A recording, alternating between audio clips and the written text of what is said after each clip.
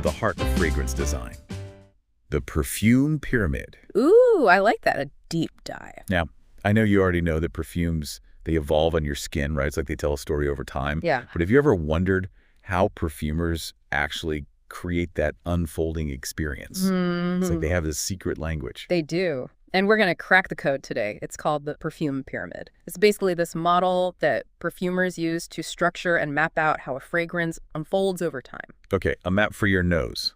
I'm already hooked. But like any good map, we need some landmarks, right, to guide us. Exactly. And that's where the 3 levels of the pyramid come in. You got your top notes, your heart notes, and your base notes. Okay. Each level plays a specific role in the overall sensory experience. So it's like a 3-act play for your senses. It is. I love it. But let's start at the beginning. What exactly are these top notes, and why are they so important? Think of top notes as the fragrance's first impression. They're those scents that you perceive immediately upon spraying, those bright, sparkling aromas that just grab your attention. All right. They're often light and fresh, creating a sense of energy and vibrancy. So that's why so many perfumes start with those citrus notes, like that burst of lemon or grapefruit. Right. It's instantly uplifting. But I've also noticed that those bright top notes tend to fade pretty quickly. Yeah. Is there a reason for that? There is. It all comes down to chemistry. Top notes are composed of small, what we call volatile molecules, and those evaporate quickly. Right. Think of them as the sprinters of the fragrance world. Fast and impactful, but gone in a flash. Okay, makes sense. It's like setting the stage for the main event. So let's talk about those heart notes. What makes them the heart of the fragrance? Heart notes are the core of the perfume, emerging as the top notes fade. They're typically more rounded and complex, with a longer lifespan on the skin. This is where you'll often find those beautiful floral notes like your rose and your jasmine or your lavender, or maybe the warmth of spices like cinnamon and clove. So it's like the heart notes are where the perfume's true personality starts to shine through. Exactly. I've noticed that with some of my favorite florals. It's like they need a little time to warm up on the skin before that beautiful bouquet really unfolds. That's a great observation. Heart notes do interact with your body heat, allowing them to kind of blossom and reveal their full complexity over time. This is fascinating. So we've had the initial spark of the top notes, the unfolding beauty of the heart notes. What's the final chapter of this scent story? That's where the base notes come in. They're the foundation of the fragrance, the notes that linger the longest and leave a lasting impression. Think of them as that anchor that holds the entire composition together, providing depth and richness. Okay, so the base notes are like the grounding force, the ones that give the fragrance its staying power. What kind of scents are we talking about here? Base notes are typically composed of heavier, less volatile molecules that evaporate slowly. This allows them to linger on your skin for hours, even days sometimes, creating that final, unforgettable impression. Think rich, warm scents like sandalwood, cedarwood, vanilla, amber, musk. These are the notes that create a sense of warmth, sensuality, and sophistication. It's amazing how these different levels work together to create such a complex and evolving experience.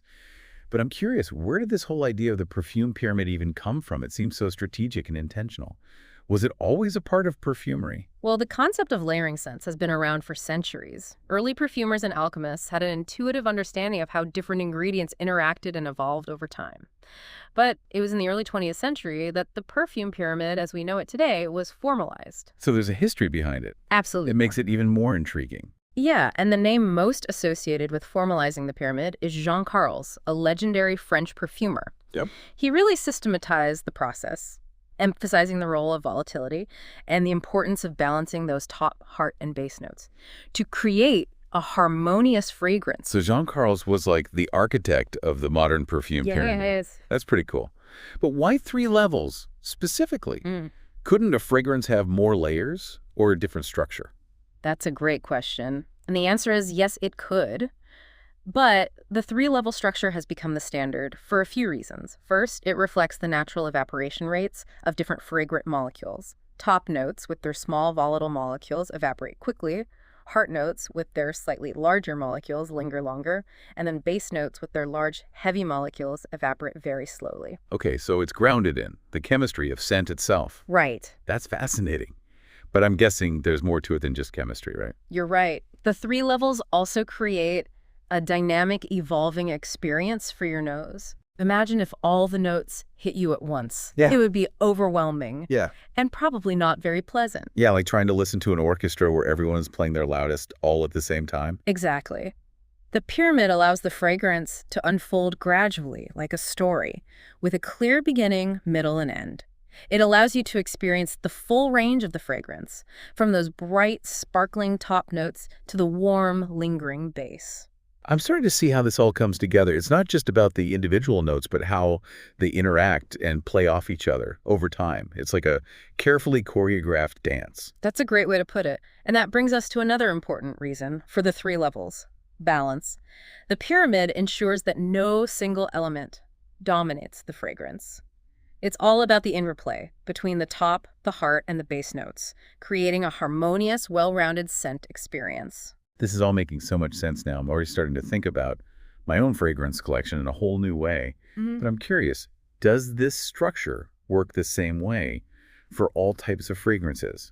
I mean, a fresh citrus scent probably unfolds differently than, say, a warm, spicy oriental. No, you're absolutely right. That's where the concept of perfume families comes in. While the basic 3-level structure remains the same, the types and proportions of notes used in each level can vary dramatically depending on the perfume family. And that's something we'll explore in more detail in part 2 of our deep dive. Okay, now you've really got my attention. I can't wait to learn more about these different fragrance families and how they use the pyramid to create their unique personalities. So we're back and ready to dive deeper into those perfume families.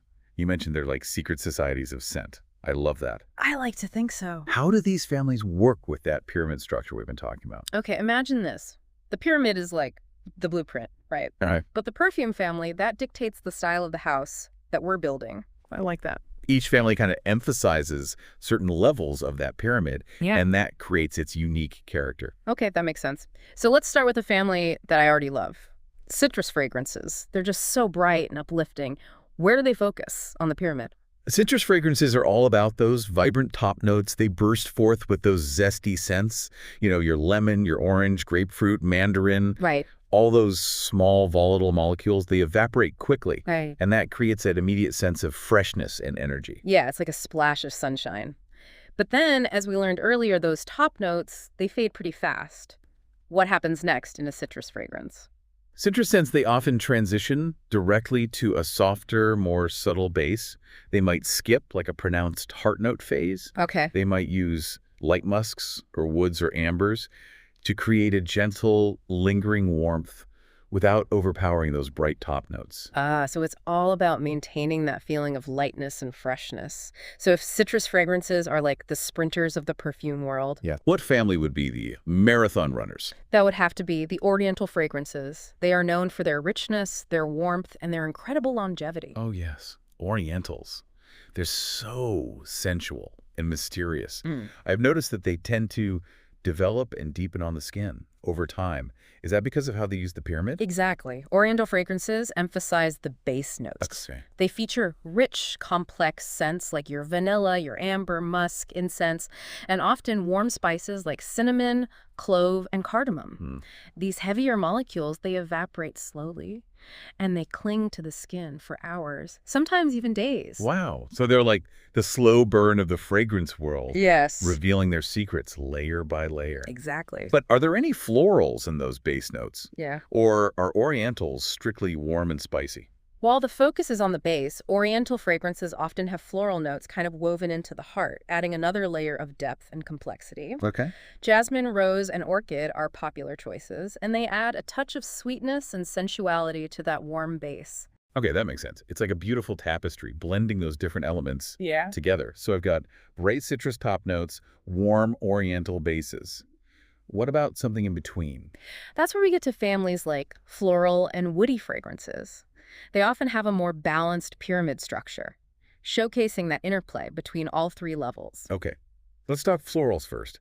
I imagine they're all about those beautiful heart notes. Absolutely. Floral fragrances are all about celebrating the beauty of flowers.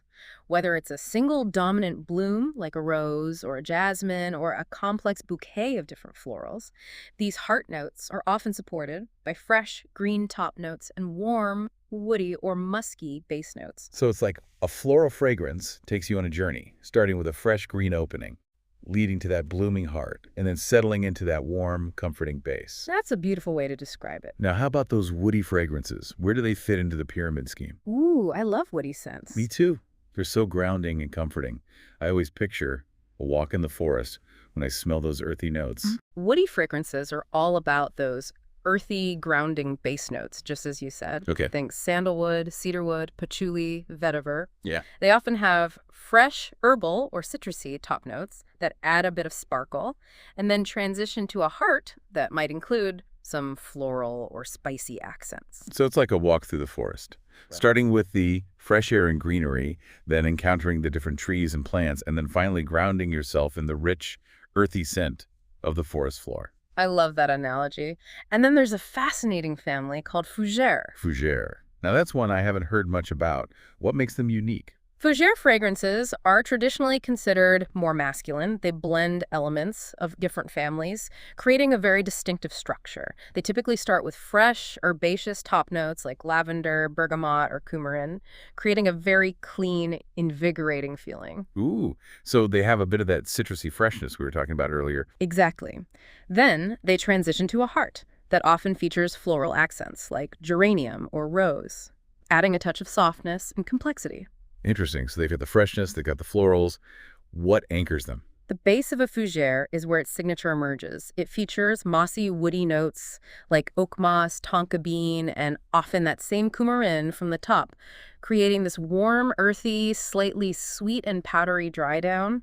So it's like they come full circle, Yes. starting and ending with that distinctive coumarin note, with this whole journey of freshness, florals, and woods in between. Precisely. Fougères are all about balance and harmony, blending elements from different families to create a unique and captivating experience. And while they were traditionally marketed towards men, many fougères transcend gender. And they're enjoyed by anyone who appreciates their fresh, aromatic complexity. This is all so fascinating. It's amazing how those three little levels of the pyramid can create such a wide range of fragrance experiences. It truly is. And we haven't even touched on those rule breakers yet. The fragrances that challenge the traditional pyramid structure. But that's the story for part 3 of our deep dive. Oh, you've got me on the edge of my seat. I can't wait to hear about those rebel fragrances. Okay, we're back, and I'm ready for those rule breakers. You know, those perfumes that throw the whole pyramid structure out the window? I knew you'd be excited about this. It's true. We've spent all this time talking about how the traditional pyramid creates this beautiful, evolution of scent. Right. But some perfumers choose to break free from that model and create something totally different. Okay, I'm here for it. So what's the motivation behind shaking things up? Is it just to be different? Or is there more to it? I think it's a little bit of both. Sometimes a perfumer, they want to showcase a single ingredient and really let it shine on its own. Okay. Other times, they might be creating a fragrance that's designed to evoke a specific mood or feeling, and a linear structure might just work better for that. So it's like choosing the right tool for the job. Sometimes you need that complex evolution, Right. and other times a more streamlined approach is called for. Exactly. And we actually touched on an example earlier. Remember those 2-level pyramids? Oh, right. Like Dolce & Gabbana light blue. Yes. With those bright citrus top notes that just blend seamlessly into that warm, musky base. Exactly. It's so refreshing and effortless. It is. And that's a perfect example. By simplifying the structure, the perfumer keeps the focus on those key elements, the invigorating citrus and the sensual musk. And that creates a scent that's both vibrant and long-lasting. Okay, so 2-level pyramids, they streamline the experience. But what about those single-level pyramids? Right. Now, those sound truly radical. Are we talking about perfumes that literally smell the same from start to finish? That's the idea. They're often called linear fragrances because they maintain a consistent scent profile throughout their wear. I'm having a hard time wrapping my head around that. Is there a fragrance we can use as an example to help me understand? Remember Molecule 01? We talked about it earlier. Okay. That's like the poster child for single-level pyramids. Right. The one with just that single ingredient. Yes. ISO E Super. Yes. It's like a perfume chameleon, smelling different on everyone. But if it's just one note, how does it even work as a perfume? That's the beauty of it. ISO E Super is this fascinating molecule that interacts with your own skin chemistry to create a unique scent experience. Okay. Some people perceive it as woody, others as musky. Some even get like a hint of warm skin or pepper. Hmm. And because it's linear, that personalized scent stays consistent throughout its wear. Wow. So it's like a fragrance that becomes a part of you Mm-hmm. rather than just sitting on top of your skin. Yeah. That's really cool. But I have to ask, why would a perfumer choose to create a fragrance with just one note? It seems so limiting. It's all about the effect they're trying to achieve. With Molecule 01, the perfumer wanted to create a fragrance that was incredibly subtle and personal, something that enhanced your own natural scent rather than masking it. Ah, so it's like an aura rather than a statement. Exactly. And it's become a cult classic for that very reason. People love how it makes them smell, well, like themselves, but better. I'm starting to see the appeal. It's like those no makeup looks. Yes. It's all about enhancing what's already there rather than covering it up. That's a great analogy. And while Molecule 01 might be, the most famous example, there are other linear fragrances out there that showcase the beauty of simplicity. Some perfumers will use a single floral note, like a rose or a jasmine, and they just let its natural complexity shine through. So it's not always about complexity or evolution. Sometimes it's about stripping things back to the essentials and letting a single ingredient take center stage. Exactly. And whether a perfumer chooses to follow that traditional pyramid or break free from its structure, the goal is always the same: to create a beautiful, evocative, and memorable scent experience. Well, this whole deep dive has been a revelation. I feel like I've gone from just loving perfumes to truly understanding them. It's like I've unlocked a whole new level of appreciation. That's what we hoped for. The more you understand about fragrance structure, the more you can appreciate the artistry and the thought that goes into creating these scents. It allows you to become an active participant in the experience, noticing how those notes unfold and interact with your own skin chemistry. Yeah.